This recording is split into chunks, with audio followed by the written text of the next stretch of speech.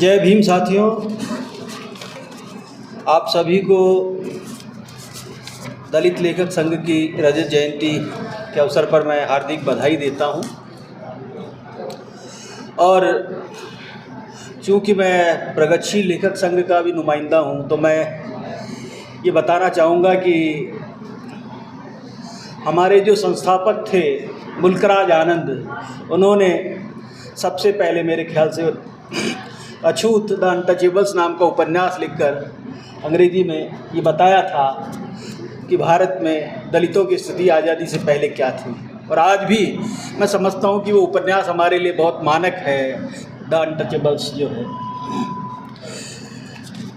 क्योंकि बार बार ये कहा जाता रहा है कि भाई प्रगतिशील लेखक संघ या हमारी जो मार्क्सवादी जो लेखक हैं उनके संज्ञान में शायद दलित नहीं रहते, लेकिन ऐसा नहीं है। मैं आपको उस इतिहास से ही बता रहा हूँ।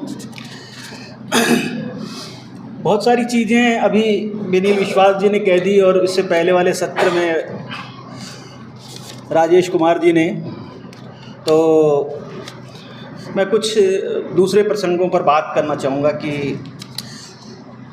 लोकतंत्र में संस्कृति क्या होती है। संस्कृति वह जो जीने की पद्धति है जिससे आप एक समाज को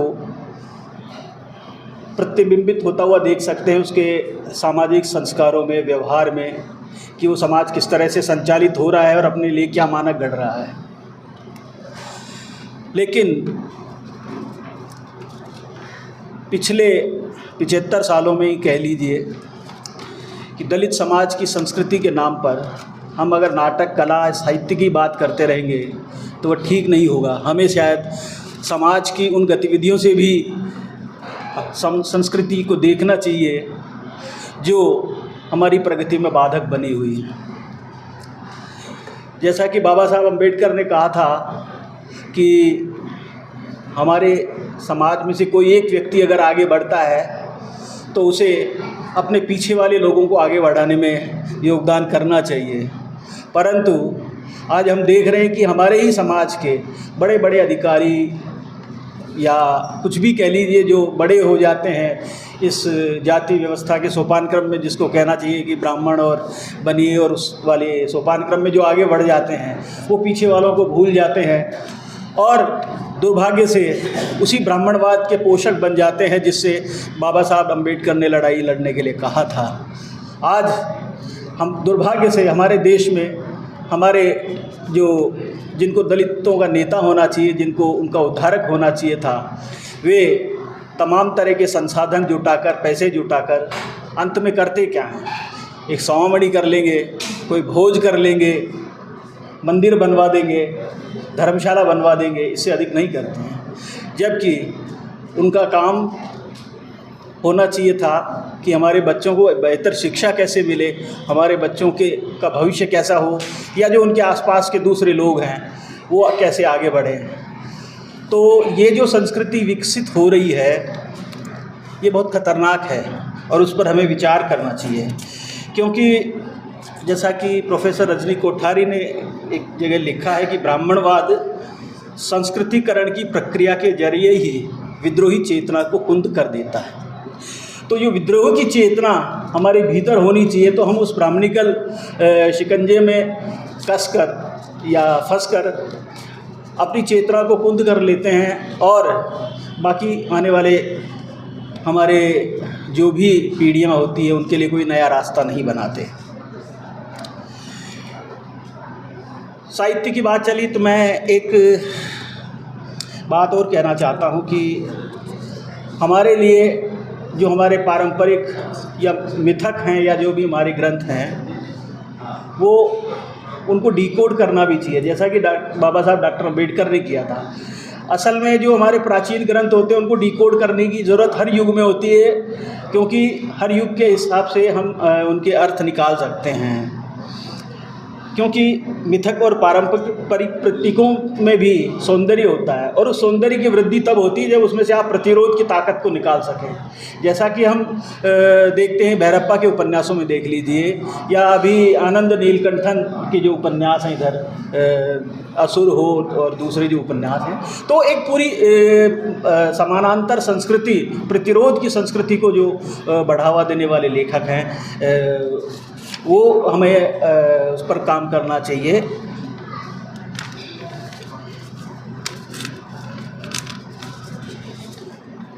स्वतंत्र भारत में लोकतंत्र की सुरक्षा के लिए बहुसंख्यक हिंदू, ये डॉक्टर बाबा साहब अम्बेडकर शायद कथन है कि स्वतंत्र भारत में लोकतंत्र की सुरक्षा के लिए बहुसंख्यक हिंदू संप्रदायवादियों के जहरीले दांतों को तोड़ना आवश्यक है।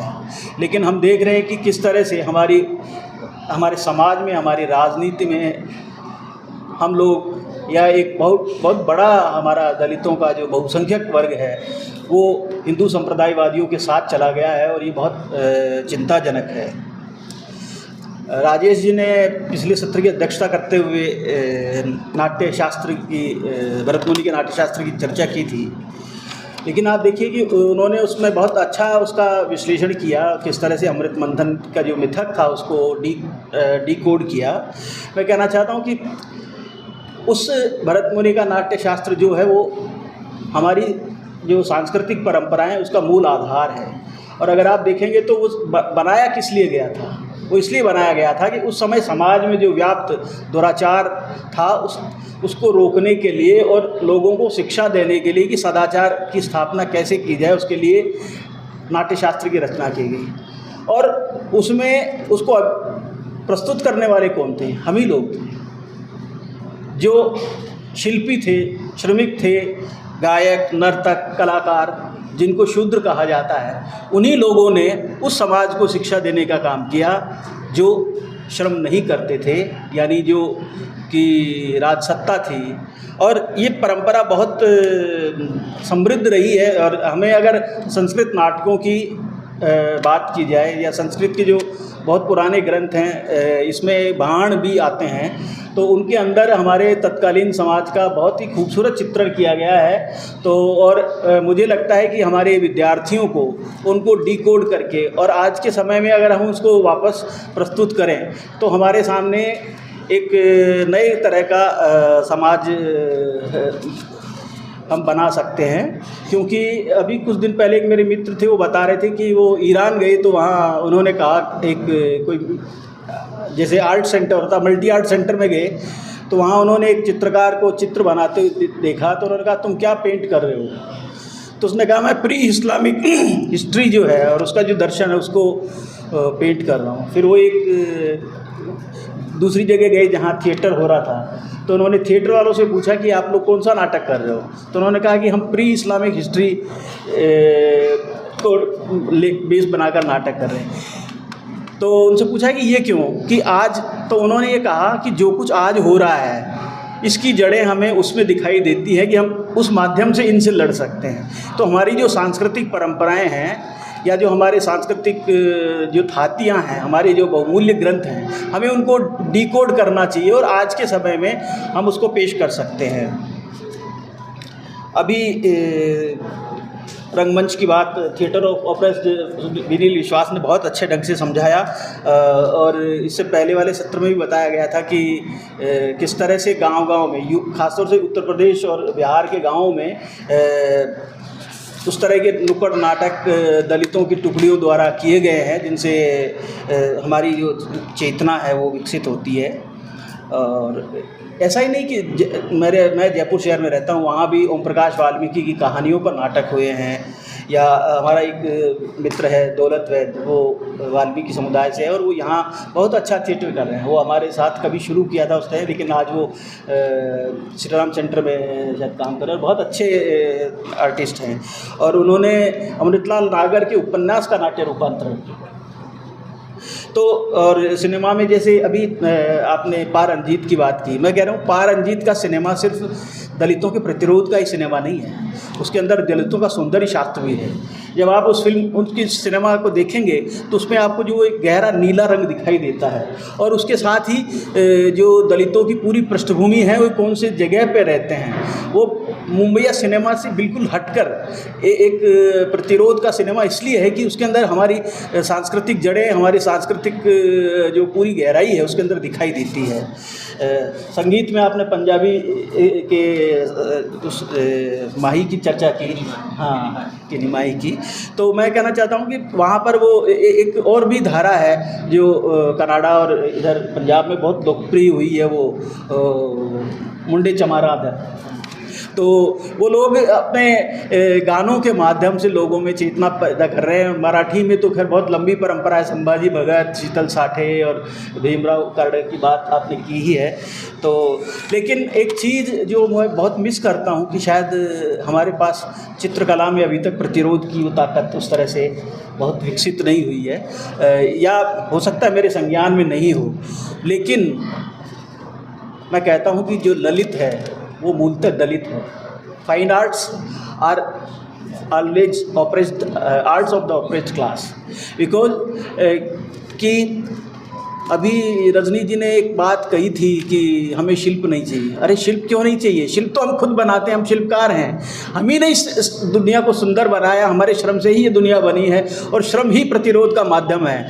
अगर आप किसी आदमी को जेल में बंद कर दोगे तो वो श्रम से ही तोड़ के निकलेगा, उसको वो चिंतन से नहीं निकलेगा।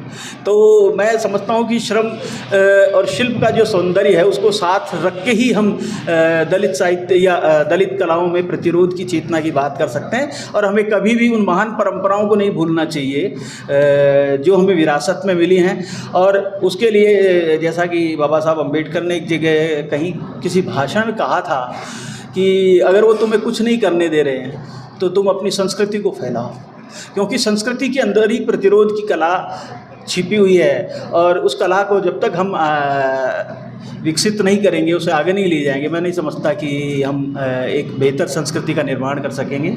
आपने मुझे बुलाया, बहुत बहुत धन्यवाद, शुक्रिया।